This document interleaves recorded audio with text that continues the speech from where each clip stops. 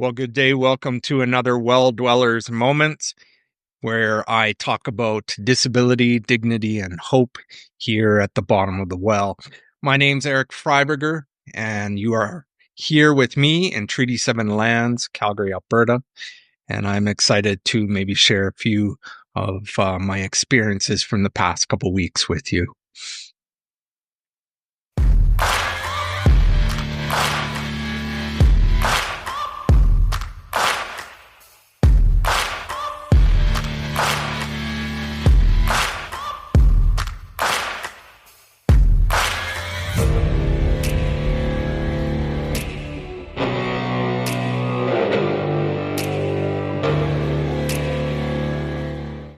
Okay, so today I'm going to share with you some of the experiences and reflections I've had from the Advanced Summit that was held here in Calgary a few weeks ago.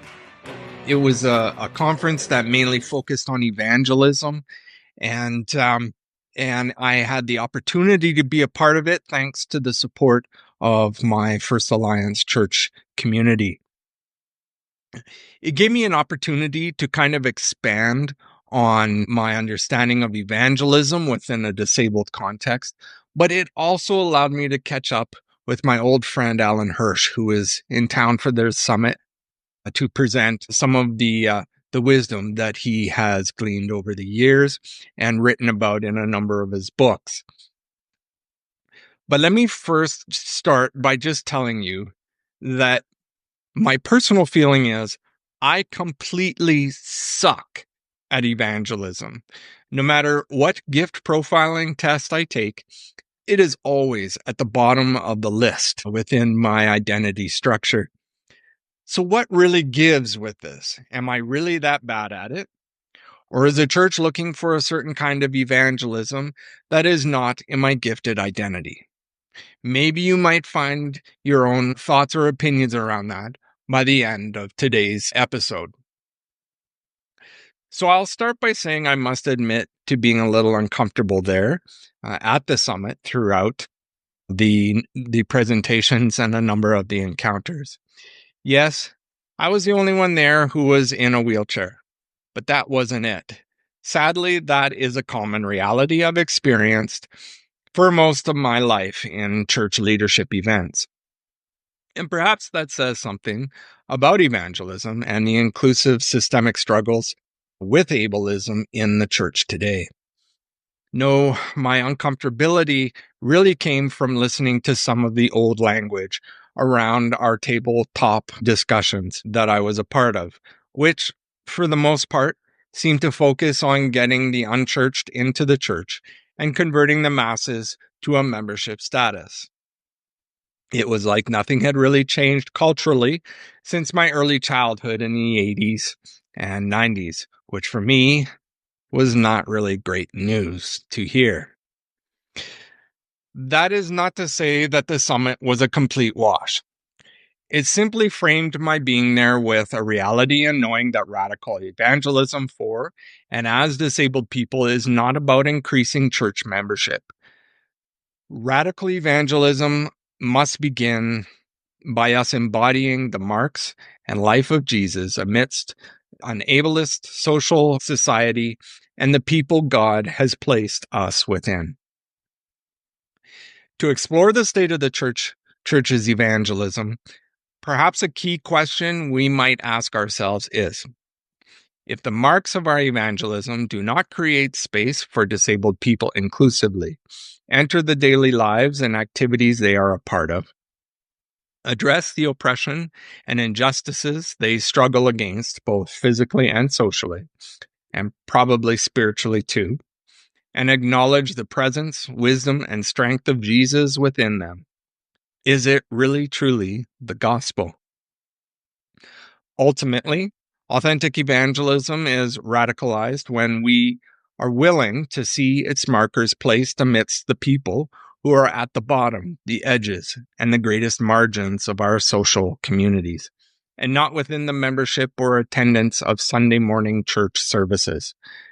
It has been my experience that this description fits more often than not with the physically and cognitively disabled people of today. So let me first reflect on evangelism, starting with the embodiment of Jesus. I grew up in an Anglican church community while going to a Catholic elementary school. Evangelism was taught to me through two processes in those experiences.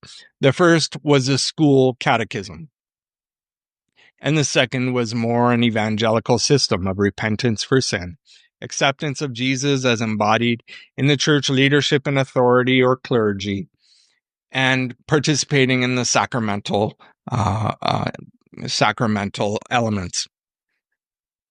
The idea of relational and emotional connection to daily life outside of church activities and service seemed rather distant at best, if not dismissed as irrelevant with the label of being secularist. Marge Piercy describes my experience probably perfectly by saying, "I have no connection here. Only gusty collisions, rootless seedlings forced into bloom that run the risk of soon collapsing." It is probably why I soon left the church after my spinal cord injury when I was 15 years old and found myself struggling in a new identity of being disabled and in a wheelchair.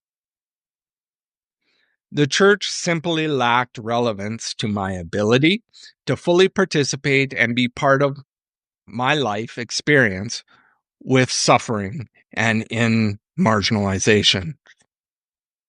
Perhaps that is why Alan Hirsch's words came like a breath of fresh evangelistic air when we described discipleship through a three-step movement that began not with church attendance, but in the daily life encounter with an embodied present Jesus. He, of course, framed this and shaped it in the beginning of the Advanced Summit, but I use the quote from Untamed, his book that he wrote with his wife, Deb. If we are going to be genuinely Christ-like, we will not be conformists. For one, our Lord can hardly be called a conformist. He disturbed the status quo, railed against injustice and lack of mercy, hung out with highly questionable people, and fomented a revolution that called for the overthrow of religious oppression. Evangelism as and with disabled people can't be framed through a forced involvement of inaccessible attendance or cultural ableist dismissal of involvement. It is perhaps best framed through the approach of three markers in practice together. The first is embodiment of Jesus. We look, act, smell, and sound like Jesus as depicted in the four Gospels. This means entering the daily lives of disabled neighbors in our communities and becoming involved in their personal and social needs. Physical care, financial support, government advocacy, health requirements, social activities and hobbies, and more. Number 2, missional calling. Seeing the working presence of God in the embodied work of Jesus with the disabled today as the missional responsibility of the church and the describing call to take action as a community. To coin a now old phrase, the church does not have a mission. The mission has a church. And number 3, authentic community or ecclesiology. Finding a rhythm of worship that is not institutionally static, but actively finding new expressions of gratitude, celebration, liberation, transformational, and communal traditions, and grieving through disabled fellowship that is inclusively experienced in the community whole. We can start the conversation not with where a disabled person will find themselves when they die, but rather asking what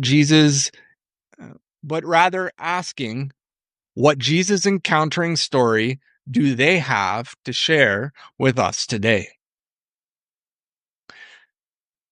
Okay, so now let me kind of shape this into a reflection on the dangers of unhealthy evangelism and the ways that the Advanced Summit kind of spoke to me about these kind of dangerous elements.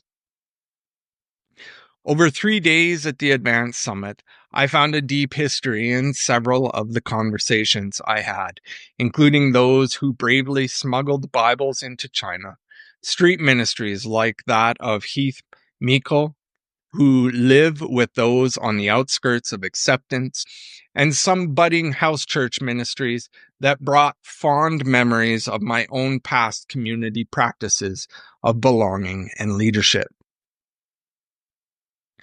But there was one particular encounter that seemed to reveal a place of undeserved shame in my heart, and it took time for me to process. In reflection, it highlighted some dangers of unhealthy evangelism, in my opinion. I was sitting at a table following dinner, and a gentleman came over and sat down beside me. "So, are you a pastor?" he asks me. I could absolutely be wrong here, but the question seemed wrought with the traditional expectation of evangelical hierarchy and authority. I said, "No." So then he followed up with another question. "Then what do you do?" Trying not to seem like a little person amongst giants, I answered, "I advocate for disabled people by writing on a blog site and hosting a podcast called," and it seemed as though I had already lost his interest, and it was just a minute later when he would get up and leave the table to go talk to others. So, what was I to learn from this experience in relationship to my evangelistic skills? Humbly, I offer two reflections in the dangers of unhealthy evangelism using the language and presentations from those 3 days. The first is something Hirsch called the sin of reductionism, or simply reducing the gospel from a commitment of lifetime relational sharing to the event expectation. When we desire to experience the gospel with and as disabled people, we cannot enter relationships with expectations of participation or even communicated understanding through short events or encounters alone. They are relationships and communications of love through enduring longevity, and it takes time. One of my favorite quotes from Voltaire says that the burning of a little straw may hide the stars, but the stars outlast the smoke. And believe me when I say that from experience, there's a lot of smoke in a disabled person's life, but stars always burn brightest through the ones who are always there through it all and able to pick you up when you're down and celebrate when you're up. To share the presence of Jesus with disabled people, we must be willing to outlast the smoke before we can really see and experience the good news of the bright shining stars and the moments of joy they bring. Discipleship, evangelism, and spiritual growth are not about reducing a person's journey to a single moment or encounter. Whether that be attending a singular event, reciting a confessional prayer, or conforming to a specific model or expectation of leadership. Instead, radical evangelism requires us to see, honor, and participate in the fullness of that person's story, their struggles, questions, and experiences as part of a larger process of transformation.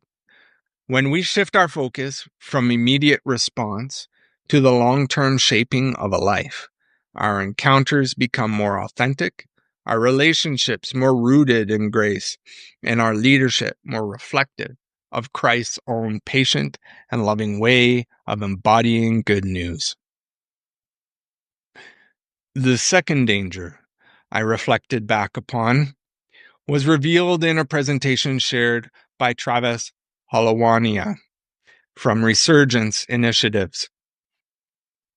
In honesty, I joined his presentation of the soul of the evangelist, as I knew my friend and past MRE alumni, Donovan Byer, was part of this movement, and I hoped to learn more about it. But as Travis's words spoke of the trap of comparison, it pierced deeply into my soul. To illustrate, I returned to the story I shared with you a few moments ago about the gentleman who came over and sat briefly at my table. Without any real tact or awareness, his question opened a deep vulnerability and wound that was within me. I found myself instantly confronted by the internal questions, and I must admit, not for the first time. Who am I to think I belong here amongst all these community pastoral evangelists? And what do I really think I have to share and contribute in this conversation about sharing the gospel? Perhaps deeper still, in opening vulnerably, I told you at the beginning of this post that I really suck at evangelism, whether you believe it or not.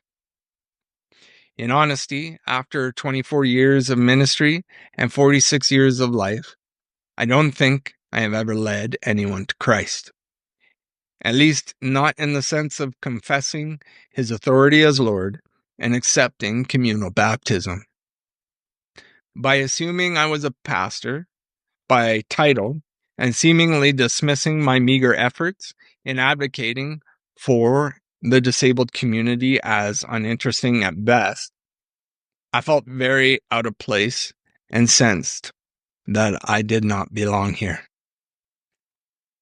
More often than not, churches tend to measure success by visible engagement, sidelining those who cannot participate in conventional ways or performance.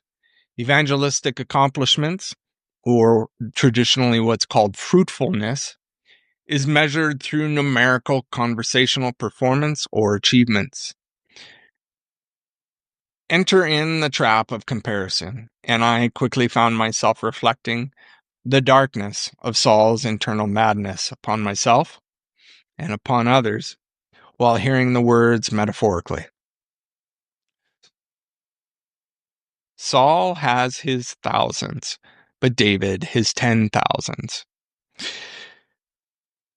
There is definitely some personal responsibility in this struggle, and I am working very hard on it every day. And yet the sin of comparison is also a systemic struggle to which the church must seek communal reformation within the language, practices, and acts of evangelistic understandings. Success and maturity must not be performance or able-based, but rather witnessed through the transformative presence of radical inclusion and seeing a growing faith and Christ-likeness in the whole of community. So, as I conclude with you today, the truth is, I could share a lot more from the stories and experiences I had over those 3 days at the Advanced Summit. Alan Hirsch actually closes out the conference by talking about what he calls the 6 P's of evangelism, something which I actually memorized years ago as 4 P's, and he's expanded upon. They are presence, proximity, powerlessness, and proclamation. I could expand on these and share more how they might fit and be expressed within a disabled community.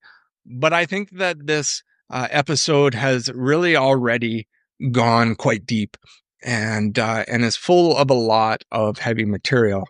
I don't want to bog you down with more at this time, and perhaps later we can converse and talk more about other expressions of evangelism in the disabled context. But let me just conclude with you by asking the same question I posed in the beginning for you to possibly reflect upon yourself, and feel free to leave a comment in the show notes on my Substack or write me an email.